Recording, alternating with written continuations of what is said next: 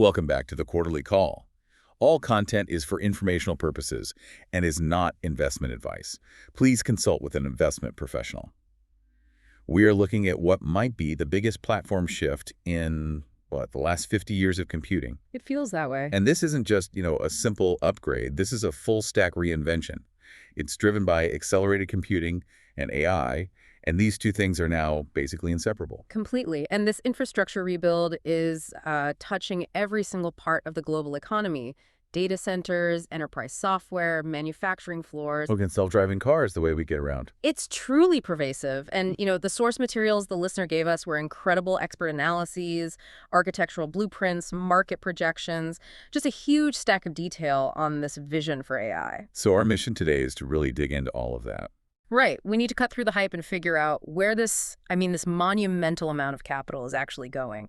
What are the new market dynamics? And maybe most importantly, why are so many industry veterans convinced that this time it's different, that it's built on rock, not sand? Okay, let's start with the scale, because the investment figures, they're just staggering. They are. They make previous cycles we've tracked look small. The fiber optic boom and bust, or even the 3G and 4G build-outs. Not even close. The materials we looked at suggest that in just the last 3 years, global spending on AI infrastructure has hit roughly $800 billion. $800 billion. And that's not slowing down. The pace is actually accelerating. The forecasts are, they're relentless. We're looking at projections where the annual spend for AI infrastructure. So things like the specialized chips, cooling, data center upgrades. All of it. That spend could hit $600 billion in the year 2026. Alone. For a single year. That kind of capital deployment is, it's unprecedented for anything that isn't a massive government project. It is. And of course, when you see numbers like that, the immediate question is it a bubble? Exactly. But the analysis we read offers a really interesting take on this, a more nuanced perspective. Which is? The argument is that maybe the bubble isn't the technology or the spending itself. Perhaps the real bubble is the constant media headline cycle asking if it's a bubble. It's a fascinating way to frame it. It is, and it kind of forces you to look at the fundamentals. And the analysts we studied, they identified 3 structural factors that really make the cycle different from the past, why it's more sustainable. Okay, let's unpack those 3 differences, starting with the demand side. Yeah. You've called this seamless adoption. Right, and this is the key historical differentiator. If you think back to the early days of fiber, the carriers deployed just massive amounts of what they called dark fiber. Capacity that was in the ground but wasn't being used. Yeah. Exactly. It wasn't lit up because the apps and the devices on the user end just weren't ready. It took years for that usage to catch up, and that created all sorts of financial instability. So contrast that with today's AI rollout. It's night and day. Think about the launch of a major foundation model, like the one that powers ChatGPT, back in November 2022. The second that service went live, 5 billion people. Anyone with a phone or a computer. Right. 5 billion people had instant seamless access. There was zero friction for the end user. Now, the tech was a decade in the making, but the adoption curve was basically squashed to zero because the access infrastructure was already global. So that instantaneous user base justified the investment from day one. Immediately. It completely eliminates that long, expensive wait for adoption to catch up. And that brings us to the second factor, which really speaks to the ghost of those past cycles. Underutilization. Yes. The source material is very clear on this. They talk about high utilization. We just don't have the problem of dark compute like we had dark fiber. The sources are emphatic about this. Every single piece of AI compute that gets deployed today is being used, often near 100% capacity. And that's not just the newest, fastest hardware, right? Not at all. And this is a crucial point.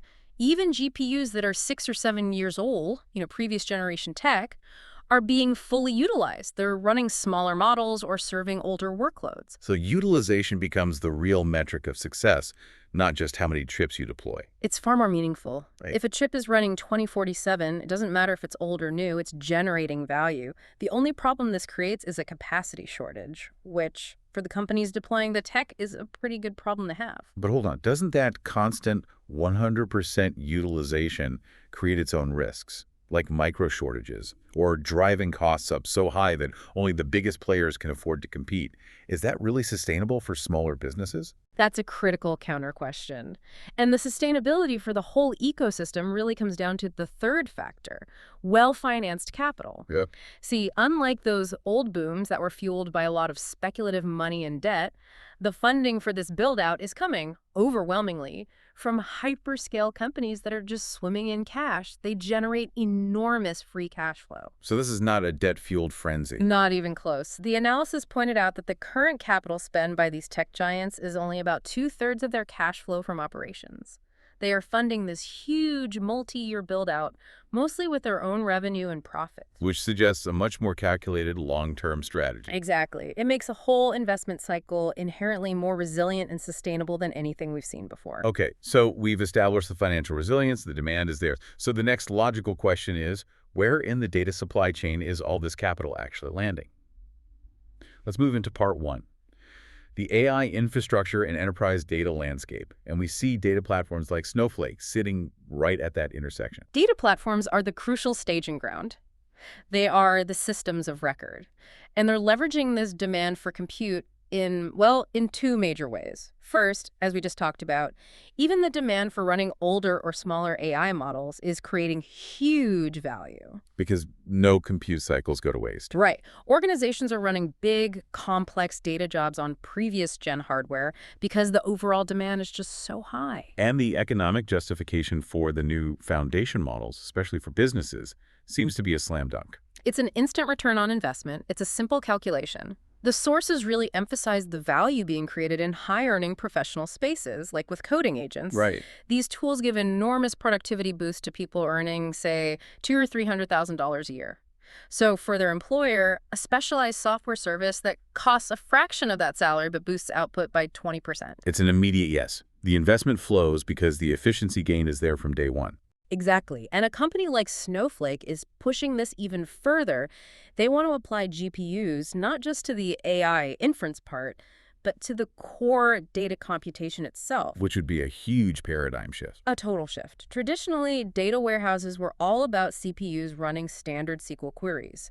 The future they see is using accelerated computing for the entire data pipeline, using GPUs to speed up complex joins, data prep, everything that happens before you even get to the model. That positions the data platform as the kind of central nervous system for the whole operation. That's a perfect way to put it. But, this shift to enterprise adoption isn't just about technical capability.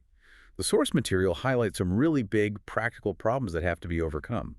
The first one, and it might be the most complex, is regulatory.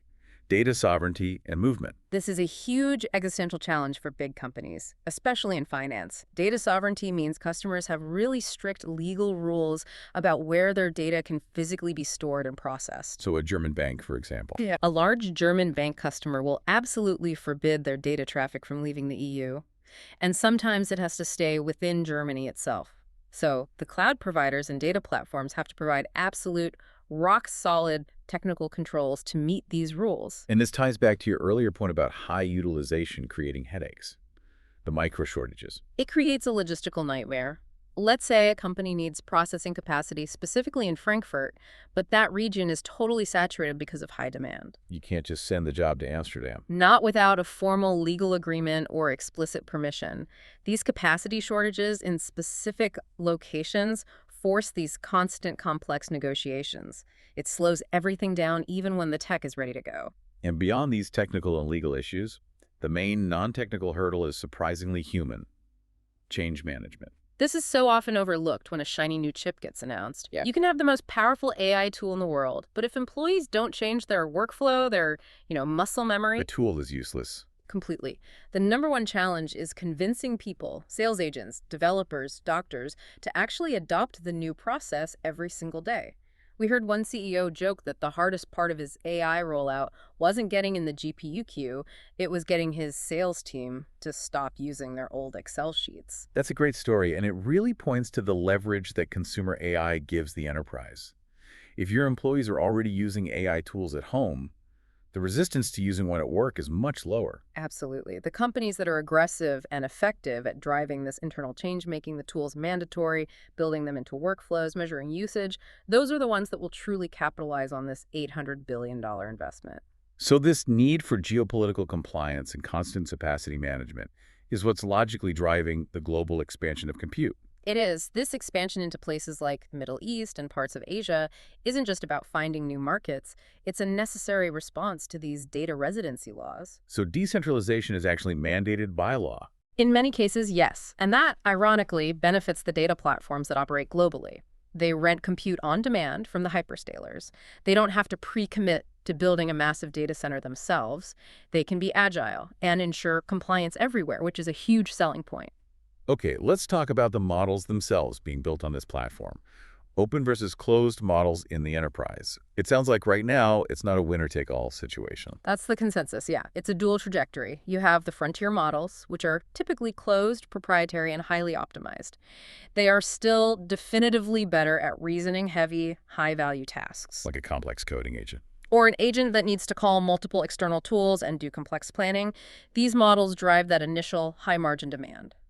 So where do the open models fit in? Their value seems to be less about peak performance and more about growing the ecosystem. Exactly. Open models are critical for massive scale deployment and, maybe more importantly, for influencing the developer mindset. If you look at history, platforms that open source their tech-like Meta's strategy, they attract millions of developers. It just accelerates adoption, it spawns startups, it builds this huge ecosystem that a closed system can't really compete with. It ensures that these capabilities spread globally, fast. Shifting to which industries are adopting this the fastest, where is AI landing most effectively right now?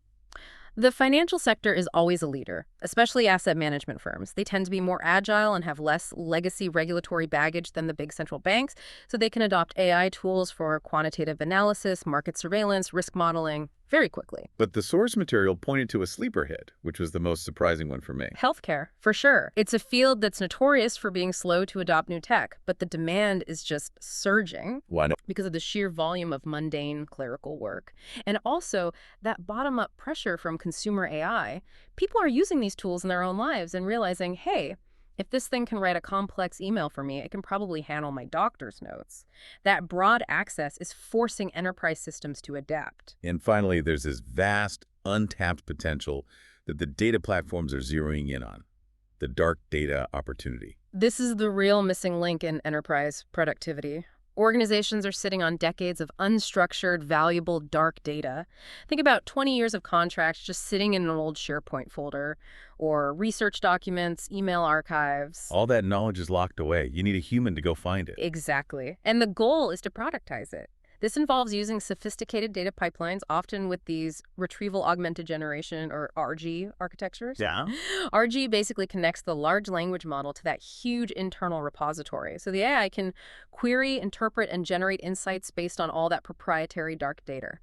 Now, this has to be paired with really strict governance and security. To make sure the right person sees the right information. Of course. But that ability to turn 20 years of siloed data into actionable intelligence, that is what justifies this entire data pipeline investment we've been talking about. That makes perfect sense. Okay, we've built the foundation, we have the data flowing. Let's move up the stack to part 2. Application deep dive. We'll focus on the software agents being built, specifically in 2 breakout categories: healthcare and coding. Let's start with healthcare automation. The pain point described in the sources is just astonishing. The stats are horrifying. Some studies suggest clinicians feel like they need a 30-hour day just to get their work done. And the workflow split is just abysmal. Roughly 80% of a clinician's time is clerical work charting, notes, documentation. Leaving only 20% for actual clinical reasoning and patient care. Exactly. And the ultimate goal of AI here is just fundamentally flip that ratio. Let them operate at the top of their license, as they say. Right. Automate the clerical burden so their specialized, high-cost time is spent on what matters. And companies like Abridge are doing this through deep workflow integration. The key insight is that the AI has to fit into the doctor's existing complex workflow. It can't force them to change. It has to handle IPAOT, be low latency, be secure. And getting that clinical accuracy, that goes way beyond just using a big foundation model off the shelf. Oh, absolutely. Success there relies on very specialized techniques. Things like model distillation, which means taking a huge, resource-heavy model and creating a smaller, faster version that's tailored to medical language.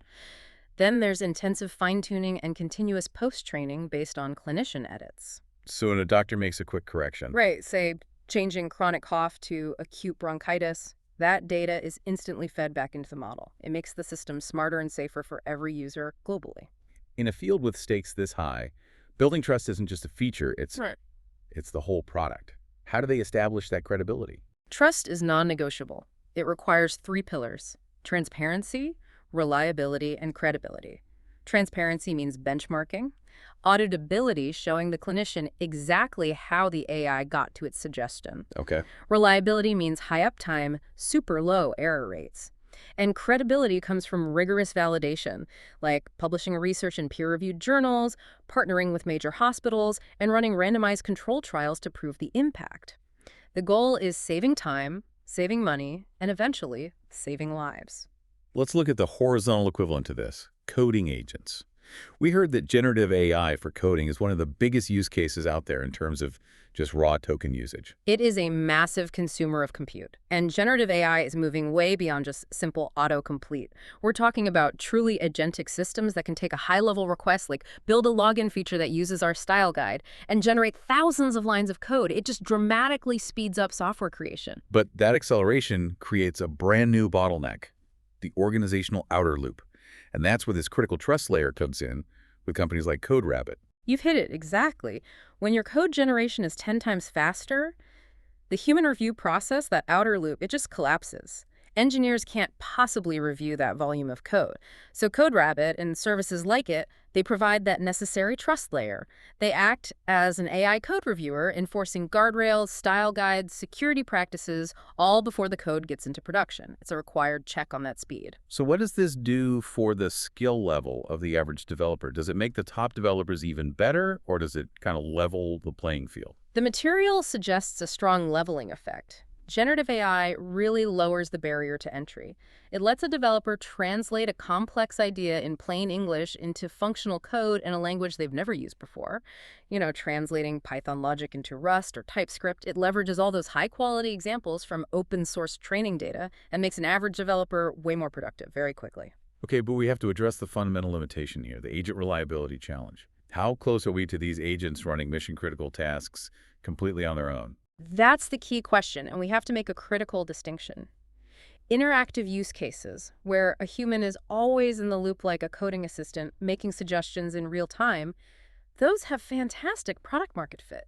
The human provides the instant feedback. But the dream of the fully autonomous background agent is still struggling.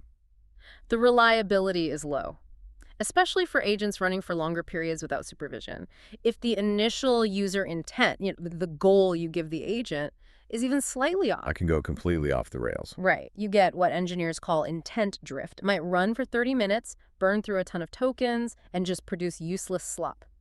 So for mission-critical systems, especially in healthcare and finance, they rely on high-stakes checkpoints. So you automate the easy stuff, but a human has to sign off on the big decisions. Exactly. You can automate note-taking, but any high-stakes decision, like suggesting a specific medical treatment, that has to have a human check the output and take final responsibility. This reliance on complex agents brings us back to cost.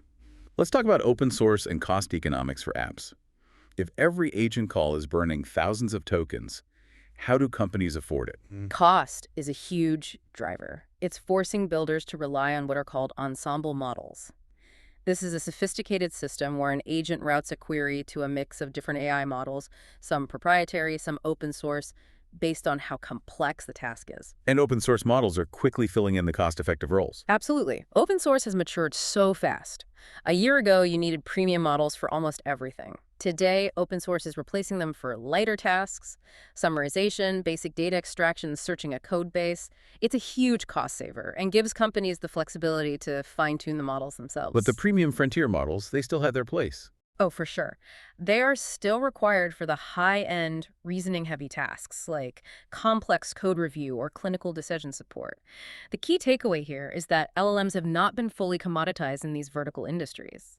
For something like healthcare, a proprietary, in-house, fine-tuned model is essential. It's the only way to guarantee the latency, the uptime, and the control you need. Okay, let's pivot now from the digital stack to the physical world. Part 3, the physical AI revolution. We heard a lot about autonomous vehicles, specifically from Mercedes-Benz, and placing this journey in its historical context was really interesting. The history is so important. This isn't some new idea. The ambition started 40 years ago with projects like Prometheus back in the 80s. But they just didn't have the compute, the sensors, the AI stacks we have today. The key recent achievement was reaching level 3 autonomy, which they brand as Drive Pilot. And the sources stress that level 3 isn't just an engineering problem. It's a profound legal milestone. That is the difference that matters most. In level 2 driver assistance, like adaptive cruise control, the human driver is always legally responsible. You have to be supervising. At level 3, under very specific conditions, like highway driving under a certain speed, the computer takes over the legal responsibility from the human. That requires a completely different level of safety guarantees and redundancy. And the next big step, level 4 and 5, full automation, is still held back by this problem of the long tail. The long tail is the remaining 1%. It's relatively easy to engineer a system for 99% of driving situations. Merges, traffic lights, lane changes. But level 4 and 5, that requires solving for all the improbable but possible edge cases. A mattress flying off a truck, a sudden microtornado, an animal on an unlit road at night. And you can't just shortcut your way through that last 1%. You cannot. Solving the long tail requires orders of magnitude more data, more simulated miles, and more processing. It demands an approach that prioritizes safety and redundancy over just speed to market, which is why companies like Mercedes-Benz design the car like an airplane's autopilot system. Tell us more about that airplane analogy. It means massive redundancy in every single critical layer. The car has multiple compute layers, multiple types of sensors, LiDAR, radar, cameras all cross-checking each other. If one sensor fails, another system, another compute stack has to take over instantly to maintain awareness. The whole system has to be traceable, certified, so there's no scenario where it just says, I don't know, without a safe fallback. The consumer adoption hurdle is fascinating, too.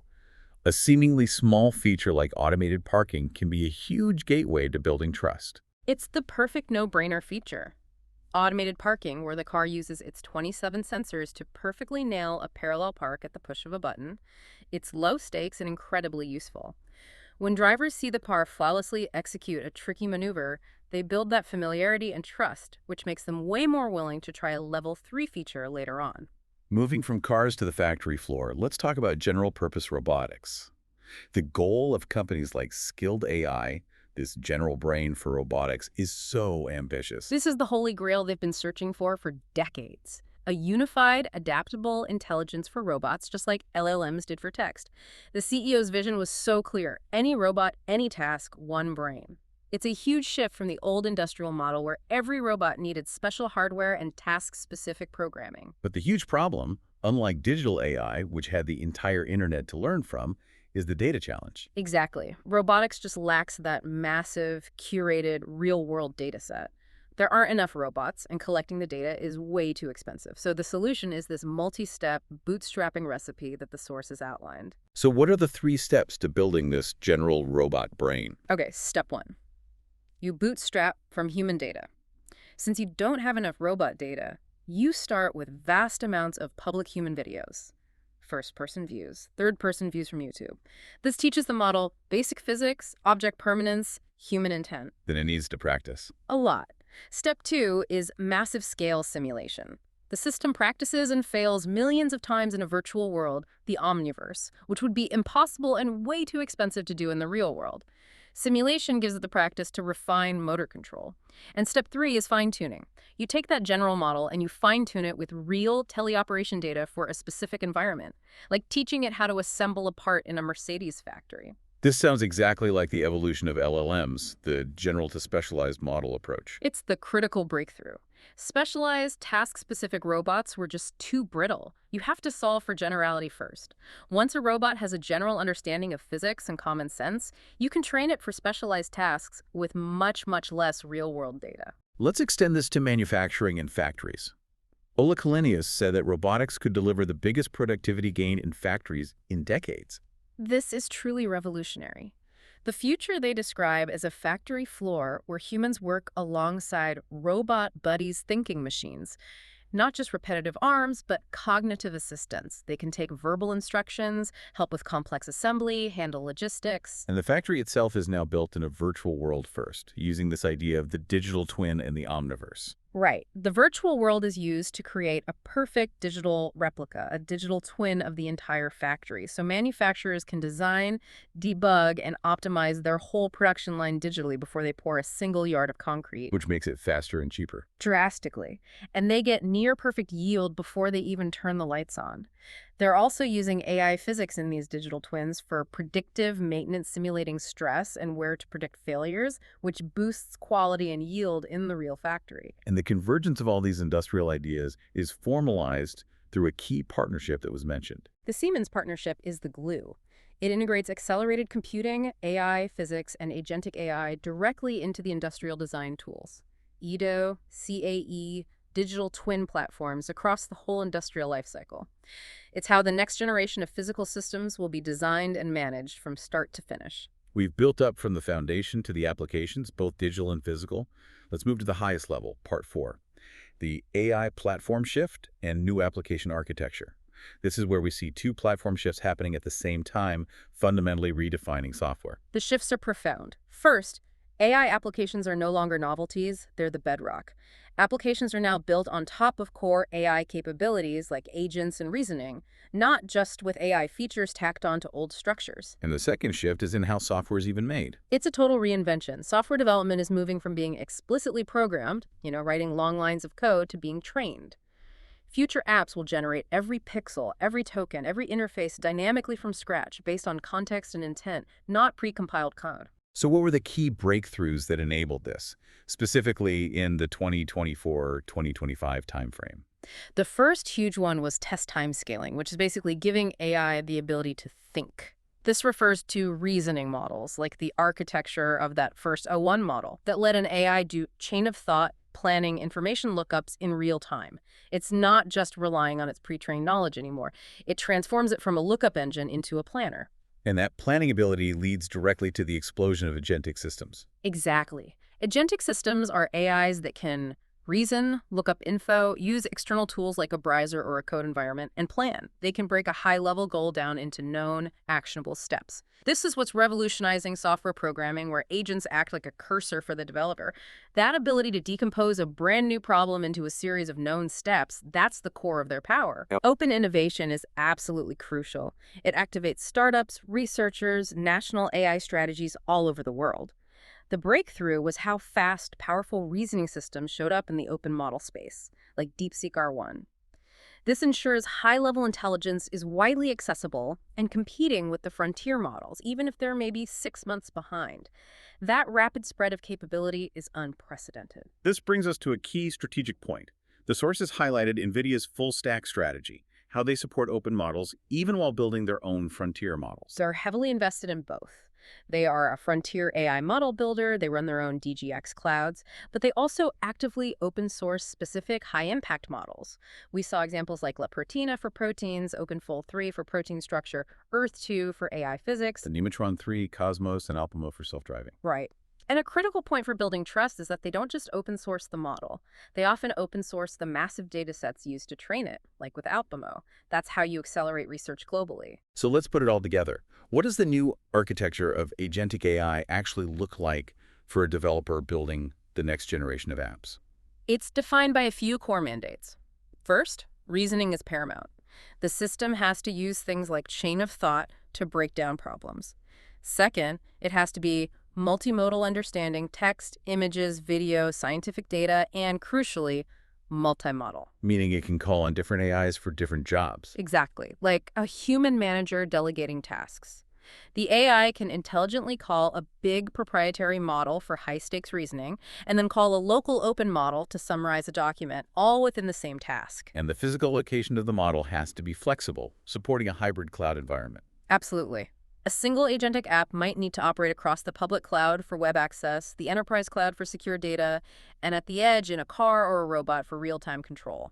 The architecture has to manage all that dynamically. So the real power is that a system can be completely customized, but still stay at the cutting edge. Precisely. You can teach your agent skills unique to your company while also giving it access to the most powerful reasoning models when it needs them. This is managed by a key component, the smart router, or intent-based model writer. It's a small, fast AI that analyzes the user's intent and decides in real time which model is the best fit for that exact task, optimizing for cost, latency, and performance all at once. The source material had a great illustrative example of this, a demo that would have been impossible just a few years ago. Yeah, the personal assistant agent demo was a perfect example of this future. It ran on a local server, a DGX Spark for total privacy. It integrated premium frontier models for heavy tasks like 3D rendering, but at the same time, it used local open models to summarize personal emails. It managed a physical robot and used that smart router to coordinate everything. The fact that you can build and manage a system that complex, that fast, defines this new age. That brings us perfectly to the absolute foundation, the raw power behind all this, which is part 5. The next era of compute, Vera Rubin. We have to start with the fundamental problem. Hardware demand is just outstripping our ability to make transistors. This is the hardware necessity problem. Moore's law, the rate we get more transistors, has slowed way down. But AI models are still growing in size by about 10 times a year, and the tokens generated by these new thinking AIs are growing 5 times a year. Without a radical solution, the industry was going to hit a wall. And the answer is what the architects called extreme co-design. Right. They couldn't rely on the usual silicon improvements, so the strategy was to redesign every single chip in the stack, 6 different chips in this generation all at the same time, to get generational leaps through architectural innovation, not just more transistors. It's a full system approach. Let's break down the components of the Vera Rubin platform architecture. Okay, so the platform is a system of these co-designed parts. You have the Vera CPU, a custom-designed processor that gets twice the performance per watt of its predecessor. It has 88 physical cores, 176 threads, all designed specifically to feed the GPUs. And the centerpiece, the Rubin GPU. The Rubin GPU gets a projected 5 times the floating point performance of its predecessor, Blackwell. And the really critical engineering feat here is how they did it. The GPU only uses about 1.6 times the number of transistors as Blackwell. So the gains are from architecture, not just brute force. Exactly. It proves that intelligent use of silicon is now fundamentally more important than the slowing physics of semiconductor manufacturing. Okay, this is where we need to get specific. Tell us about the real technological breakthrough here. Yeah. The MVF FP4 Tensor Core. This is the crowning achievement. Traditional computing uses fixed precision, 8-bit or 16-bit. The MVF FP4, that's modular variable format, 4-bit floating point tensor core, it introduces a transformer engine that dynamically and adaptively adjusts its precision and its structure during computation. What does adaptive adjustment actually mean in practice? It means that the system is smart enough to know when it can relax its precision down to 4 bits to maximize speed and throughput, and when it absolutely has to go back to higher precision, like 8-bit or 16-bit, to maintain the accuracy needed for reasoning and complex math. This adaptive structure just squeezes the maximum performance out of the silicon without wasting transistors on precision you don't need. It's how they get that massive 5x leap. And beyond just the raw speed, efficiency and confidentiality were huge themes. Let's talk about the cooling revolution. This is a major efficiency breakthrough. The new MGX rack is designed to be 80 to 100% liquid cooled. But crucially, it uses warm liquid specifically, 45 degrees Celsius liquid. Why is that a big deal? Because by running at that higher temperature, you completely eliminate the need for those expensive, energy-guzzling water chillers in the data center. The architects estimate this innovation alone could save about 6% of the world's total data center power consumption. It lets data centers double their power density without huge, costly redesigns. And for security-conscious companies, they built confidential computing right into the hardware. Security is now in the silicon. Every high-speed bus, PCI Express, NVLink, the HBM memory is now encrypted. This means the system is confidential computing safe. So an organization can deploy its most sensitive models and data without anyone, not even the cloud operator, being able to see them. And to deal with the practical limits of power grids, they've also integrated power smoothing.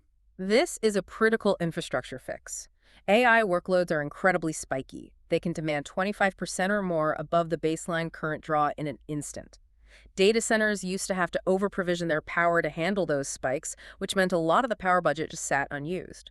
This new system smooths out those current spikes internally. So the data center can use its full power budget without risk. Right, they can fill it all up, which dramatically maximizes the facility's utilization. And finally, they addressed one of the biggest bottlenecks for AI thinking: context memory, the KV cache solution. This was a massive pain point for AI labs. The key value cache, or KV cache, is what stores the memory of the language model.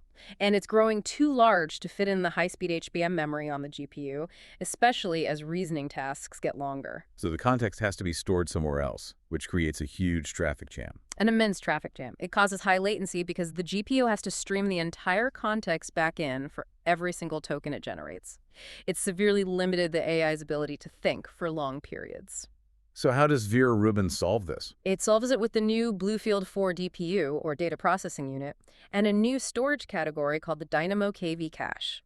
The Bluefield 4 manages up to 150 terabytes of context memory right there in the rack, acting as a high-speed local backing store. This gives each GPU an extra 16 terabytes of fast, localized memory access. It basically resolves the context memory bottleneck and enables those long-horizon reasoning tasks that define agentic systems. Okay, let's pull all these dramatic improvements together with some final performance metrics. What does all this code design mean for the end user? The gains are profound. They directly impact the economics of AI. For training a massive 10 trillion parameter model, the Vera Rubin platform is projected to need only 1/4 the number of systems the previous generation needed to do it in the same amount of time. Which accelerates time to market for new frontier models. Globally. And for the operational cost of actually running these AIs. Well, what are we looking at there? We're talking about massive deflationary economics. The platform is projected to deliver 10 times higher factory throughput to watt and 1/10 the cost per generated token compared to the previous generation. This efficiency is what makes AI truly scalable and affordable for deployment in every industry we've discussed. When we look at the entire vertical stack, from the architectural innovation of the Vera Rubin chip and its MVF FP4 Tensor Core, up through the Bluefield 4 DPU, solving the KV cache memory problem, powering agentic systems in enterprise software, and extending to the open-source Alpamo self-driving model, what we are seeing is a commitment to a completely integrated platform. The focus is no longer just on raw computational power, but on how that power is delivered efficiently, securely, and with sufficient memory to allow AIs to think longer and reason more effectively. This full-stack integration and commitment to open innovation ensures the rapid diffusion of this revolutionary technology into every facet of the global economy. While digital AI is rapidly revolutionizing coding, healthcare workflows, and underlying infrastructure, the most profound implication we uncover today might still be found in the physical AI revolution. Consider the vision of future workers operating alongside ubiquitous robot buddies. These cognitive robots are now being designed, refined, and tested entirely in a virtual world, the Omniverse, before they ever have to deal with gravity, friction, or human interaction in the real factory. What happens when these physical machines, engineered with massive redundancy and certified safer and more capable than the human systems they are designed to assist or replace, truly become integrated into our daily lives, both in the factory and eventually the home? How quickly will our collective societal trust in these physical thinking machines evolve once their robust safety architecture is proven beyond a doubt? That is the fascinating frontier question we're left to consider. Thank you so much for tuning into the Quarterly Call. For more episodes, please remember to rate and follow our show. Until next time, stay curious and stay informed.